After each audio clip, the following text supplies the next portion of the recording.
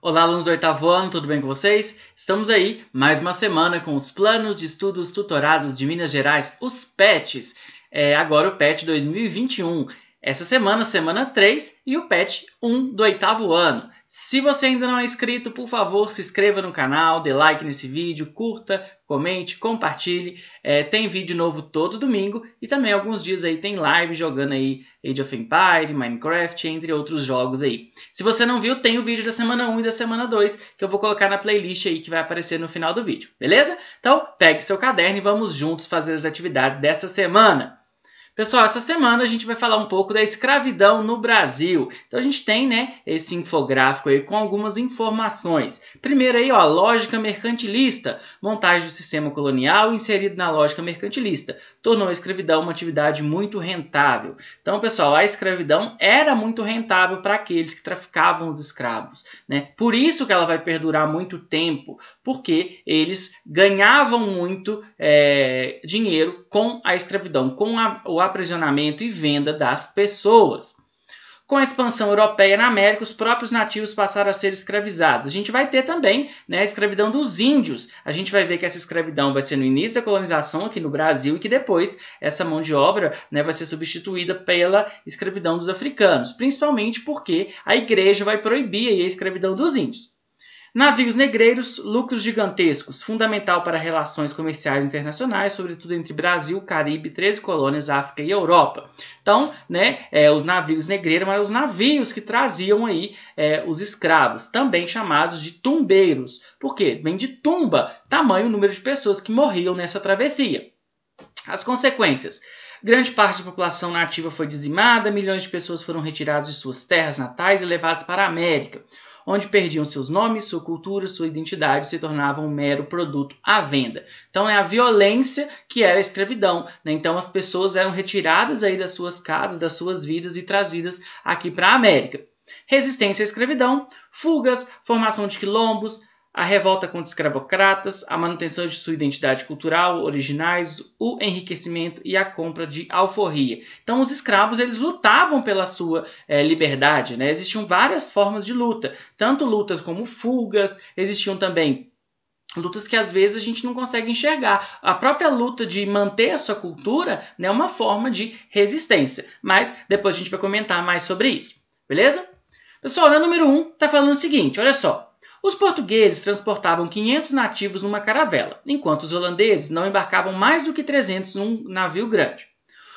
Um pequeno bergantim português podia transportar até 200 escravos, um navio grande até 700. 35 dias durava a viagem de Angola a Pernambuco, 40 até a Bahia e 50 ao Rio de Janeiro. Tomando como ponto de partida a citação acima, faça uma pesquisa acerca da vida dos indígenas e negros africanos no período da colonização. Investigue as condições dos cativos africanos na travessia do Atlântico, a captura dos indígenas no território colonial, as condições de trabalho, as relações pessoais, as relações de sujeição e rebeldia, as formas de resistência cultural. Em seguida, produza um texto com o tema Escravidão no Brasil. Dê um título. Então, pessoal, tá pedindo para vocês escreverem um texto aí. E eu vou comentar alguns assuntos, vocês podem escolher alguns desses para colocar no texto de vocês. Vamos lá, a captura de indígenas, pessoal. Então, muitos indígenas foram capturados aí no início da colonização no Brasil e eles eram obrigados aí, a trabalhar. Às vezes acontecia até de alguns índios ajudarem no aprisionamento de outros índios, Então, eles entravam em acordo com tribos que eram rivais e uma tribo ajudava a capturar os outros ali. É importante, pessoal, esse segundo tópico aí, olha só. Lógica diferente de trabalho e acumulação dos indígenas. Por quê? O indígena brasileiro, os povos originários aí do Brasil, eles estavam acostumados a plantar, a colher para o seu consumo. Então, eles plantavam, por exemplo, a mandioca, o suficiente para alimentar a tribo deles.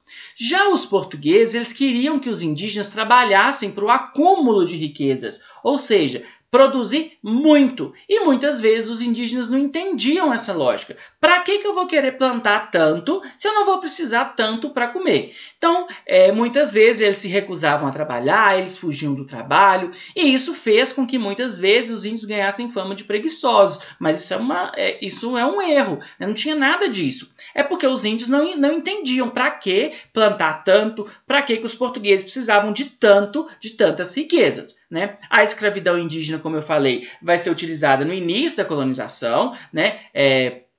A gente vai ter aí as expedições dos bandeirantes que iam capturar os índios, a gente vai ter os índios aí que eram catequizados pelos padres e depois eles também nas missões, e essas missões eram atacadas, e depois a escravidão indígena vai ser proibida, né? Então os índios não vão ser mais escravizados. Agora, vamos falar um pouco da escravidão na África.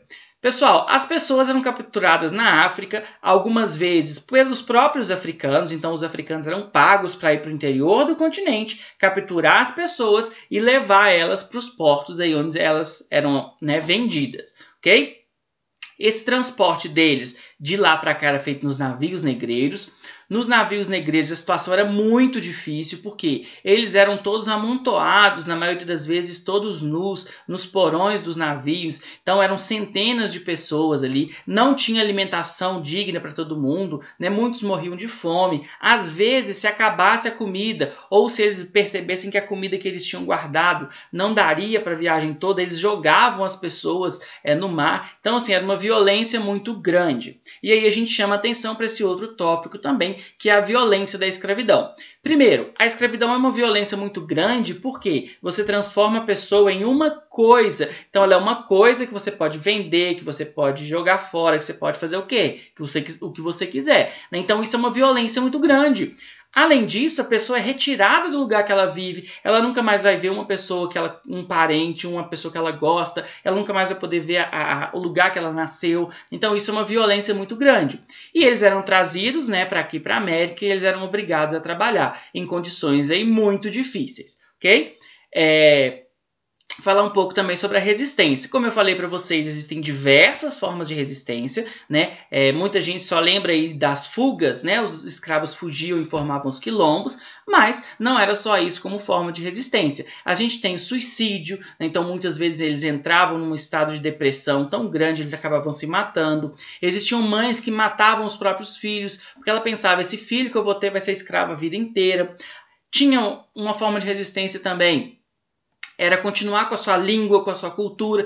Então eles pensavam assim, vocês querem que eu pare com a minha cultura? Não, eu vou permanecer com ela, eu vou continuar com ela, né? Você tinha também casos de violência dos escravos com os seus os donos, né? Então isso também acontecia. Todas essas eram formas de resistência.